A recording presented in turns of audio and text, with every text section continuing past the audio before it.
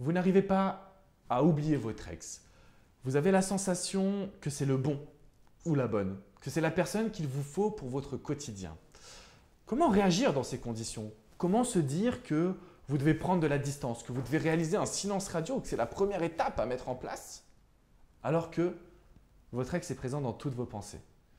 Alors que vous avez tendance à pleurer le soir quand vous êtes seul chez vous, à vous dire chaque matin « mince, j'aimerais me réveiller à ses côtés ». Il est vrai que c'est une situation difficile de la reconquête sentimentale et je n'aurai pas de solution idéale à vous proposer, seulement celle de vous imposer un rythme.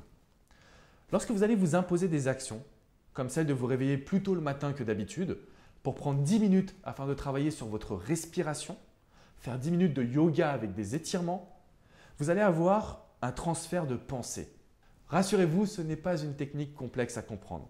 Le transfert de pensée, c'est se fixer des activités à réaliser pour moins penser à son ex. Lorsque vous ne faites rien, forcément vous allez vous sentir mal.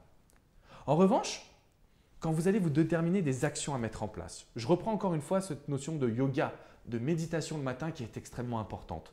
Mais on pourrait aller plus loin. Lorsque vous faites du sport, lorsque vous êtes en sortie avec vos amis, lorsque vous allez vous dire « tiens, aujourd'hui j'ai envie de faire quelque chose que je n'ai jamais fait ». Un bowling, un billard, un karting, aller au zoo, se balader, aller dans la nature, dans la forêt. Tout ce qui va vous permettre de vous ressourcer ou de faire de nouvelles choses, c'est forcément des moments où vous allez moins penser à votre ex. Alors oui, nous sommes là pour limiter la casse.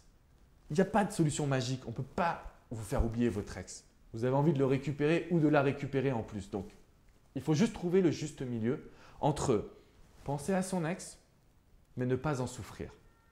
Penser à son ex, mais établir un plan de reconquête.